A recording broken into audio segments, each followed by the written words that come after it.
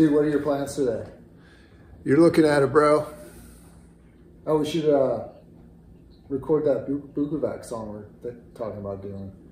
Did you not listen to what he had to say yesterday? You know, about all the stuff he gets sent. Oh, he wasn't talking to us about that. No. Fine, I'll play along, but you're gonna have to go to the storage facility. We're gonna need the keyboard. Okay, I'll do that. You get the closet set up. I'll be right back. Yep, I'm on it.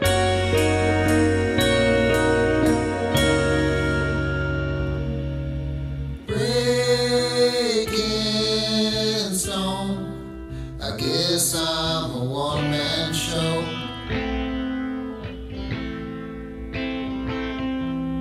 Riding the brake, dropped on the bed, taking a trip round the bend.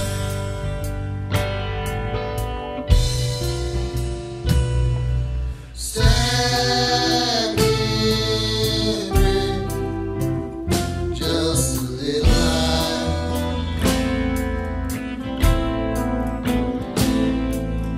Hiding the fire,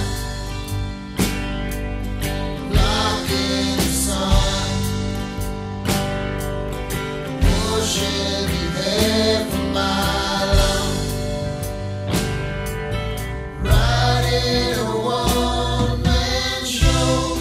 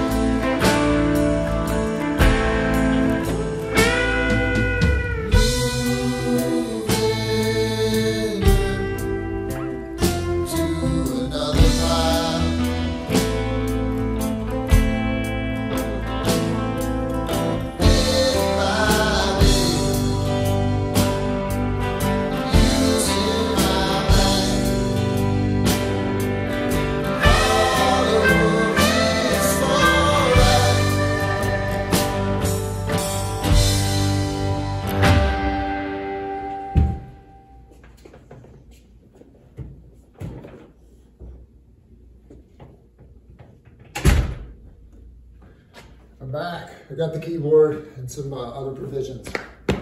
Wait, have you even moved? Oh, hey. Yeah, I already recorded everything and decided to take a nap. You just took too long. It took too long. I had to go to the grocery store. We were out of beer, out of coffee. Wife's out of town. I didn't tell you to go to the grocery store. By the way, I don't think we need keyboard on this. Doesn't need keyboard. I'm putting keyboard on it. Went and got this damn thing. Knock yourself out. I'm gonna get back to my nap. You're such a tool. I know you are, but what am I? I'll take you back to right around the era of about the 100th episode. And, you know, I went and saw that show, Third and Lindsley. Gave me such, I mean, obviously, big fan of Bukovac, but just seeing him live, it just gives you a different appreciation. It's kind of like when you go to a pro football game Like TV just doesn't do it justice. You get there and it's just, it's the experience on a whole different level. And then it was very much like that for that show. Everything was executed so well and the sound was so awesome. And so, yeah. So, but anyhow, get back home from that show. And of course, you know, and to this day, I continue to watch every episode, probably most of them more than once. Tom comes out with this Homeschooling Saturday Night bonus track, Smoky Mountain Blues Pt2.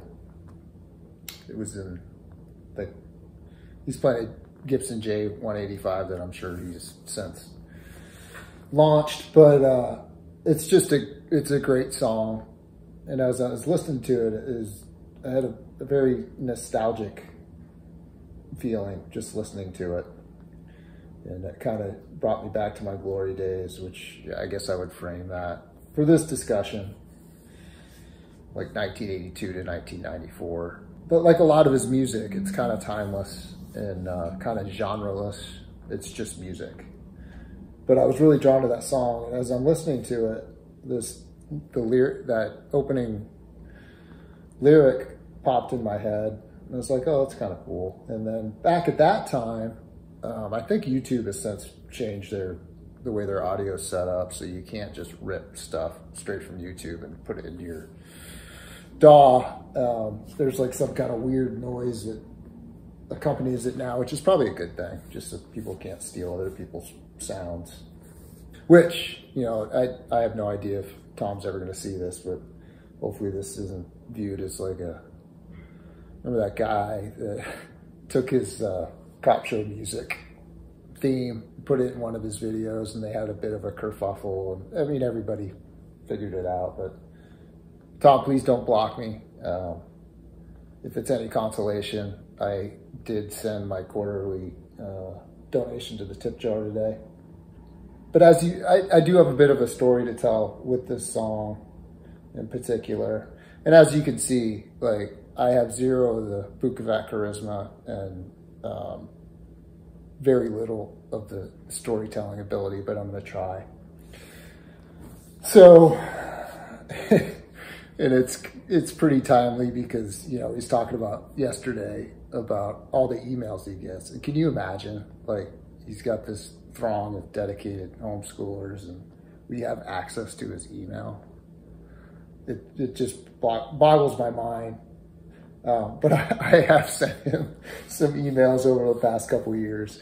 And this song, I sent, not this version of it, this was me doing a cover of it, but I basically, like I said, I ripped that audio that he put on YouTube, and I wrote some vocals or wrote some lyrics and sang a vocal over it, and I sent it to him, never expecting, I had zero expectations that he would ever see that email. And the fact that I even sent it was probably fueled by a little drunkenness, but amazingly, he actually opened that email and listened to what I sent him.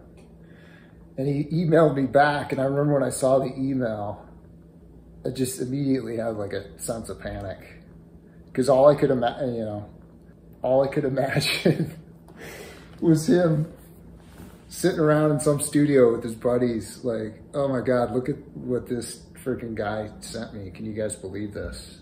And so there was a part of me that legitimately thought, let me see if I can find the email, legitimately thought like he's messing with me right now. But yeah, this is what he said in his reply back to me. Dude, this is amazing. And then he put some other stuff in there. But that's all I could think was like, oh my God, he's in some room making fun of me right now. Which is totally like, and I don't say that as like, oh, that's such a bad thing. Obviously, I mean, that's what dudes do, right? When we're in a room with our buddies, we talk smack and, but anyhow, long story short, you know, I replied back to his email very non-committally because I was like, no, he doesn't really like that, but I thanked him, you know, for listening and whatnot. But then he replies again, he asked me for my phone number. And then I remember right around the time that I'm looking at these emails, he had put out a video that day. Let's see if I can find that real quick. It was Homeschooling Volume 105, the Bluebird 6 minor. So as he does, you know, he played something awesome, and then he starts telling stories or just commentary. And in that video, he actually mentions me about how this guy Pat, crazy guy Pat, that's me, sent him this email with a song that he thought was great. But anyhow, so I text him my number, or I reply with him again with my phone number, and then he sends me a text, and we have a little bit of a back and forth. And this story could have been even cooler. I'm not gonna go there because the part that would have been really, really cool never happened. But it's cool enough, just that, you know, your guitar hero heard something you did and thought it was cool. And how much cooler does it get than that? But anyhow, so in this text exchange, he mentions that he played it for Dan Auerbach, and Auerbach thought it was cool, so that's pretty cool. And then eventually he had, like, this is all during the time where he's starting to record Plexi Soul, and he asked me to send some stuff to his producer, Chris McHugh. Chris McHugh is very complimentary as well. Anyhow, really cool thing. Could have been even cooler. I'm not going to say what that would have been because it didn't happen. But again, just the fact that, I mean, you think about the amount of email that Tom must get, and then he actually saw my email, and then he actually listened to it, and then he actually enjoyed it. That's pretty remarkable.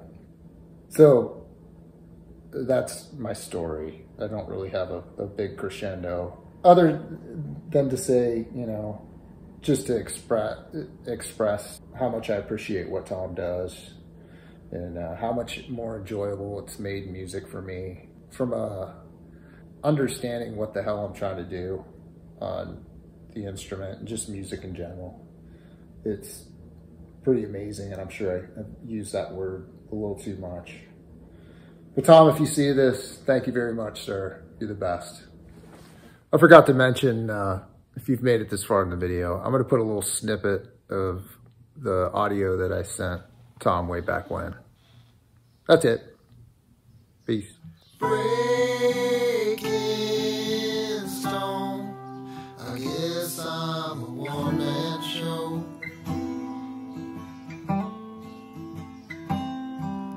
Riding the brakes,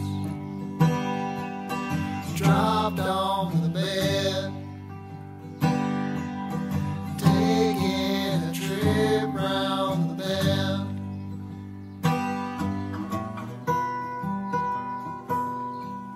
Stand